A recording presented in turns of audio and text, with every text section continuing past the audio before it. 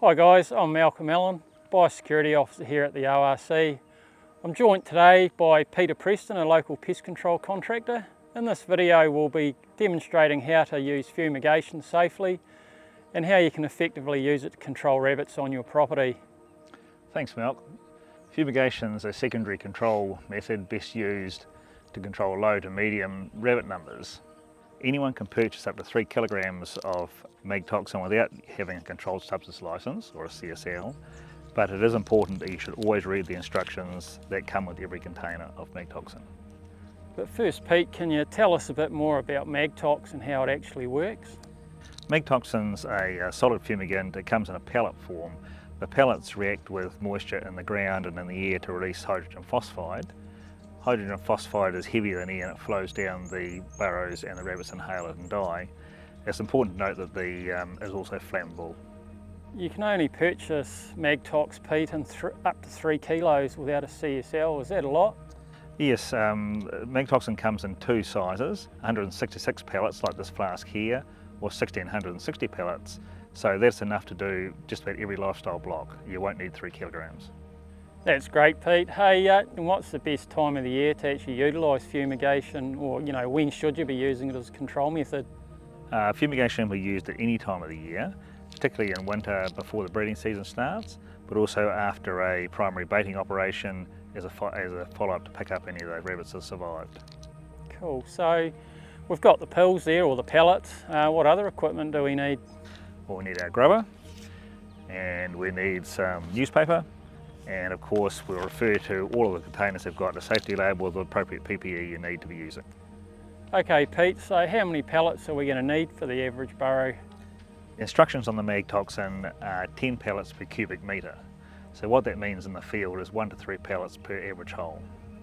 Oh, well, that's pretty easy to remember, so we just get into it and crack on then. Before we go, we'll talk a bit about the mag toxin safety.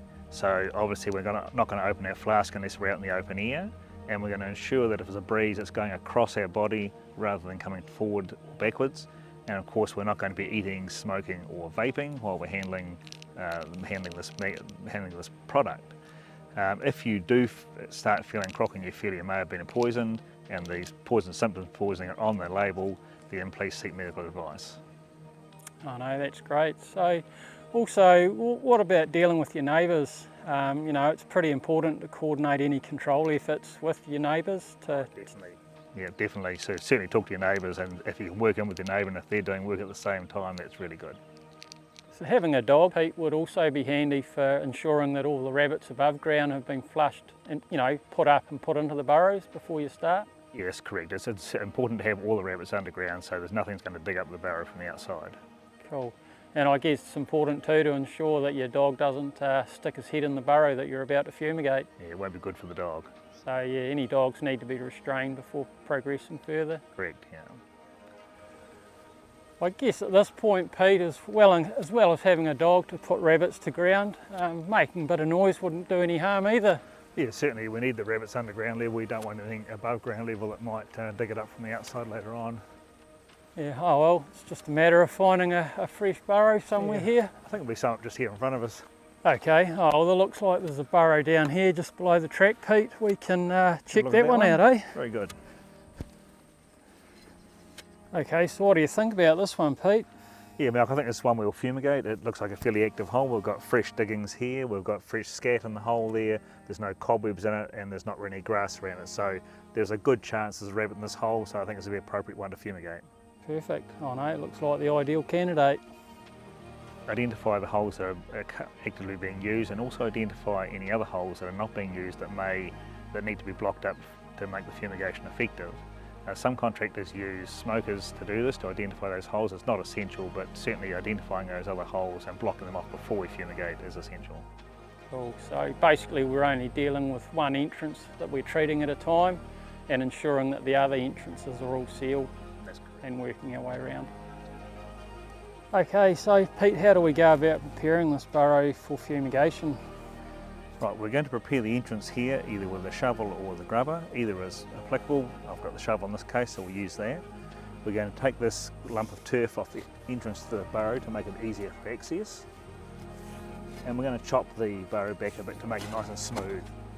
so we can get a good seal. So once we've got our burrow prepared like that, we're going to put the mag toxin in, and generally we'll put it down at arm's length and tip it out. Then we'll put either our turf or our rock or our newspaper to prevent the dirt from going over top of the pellet, and then we'll backfill it with soil and tamp it down nice and firmly with our feet.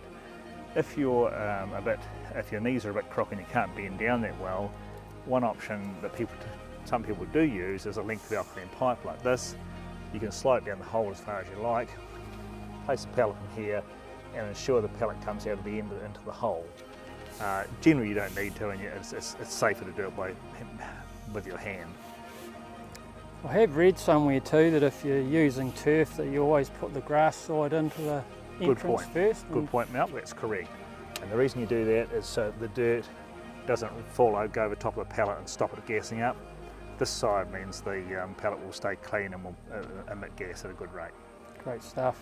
Okay Pete, well we've finished our fumigation today. We've done quite a few more holes, you know, and everything's looking pretty good. Is there anything post-operation we should really consider before you know, we walk away, or how do we follow this up, the work we've done? Yeah, it's important, Milk, that we come back over the next couple of days and just check and see if any holes have been opened up and refumigate those holes, and just work out why they've been opened up. And then obviously continue to monitor the area for the next few weeks to make sure that rabbit numbers are indeed down. Okay guys, for more information on this methodology, fumigation, go to our rabbit section in our pest hub page, or call the 0800 number and ask to speak with one of our biosecurity officers. You can also contact us through our email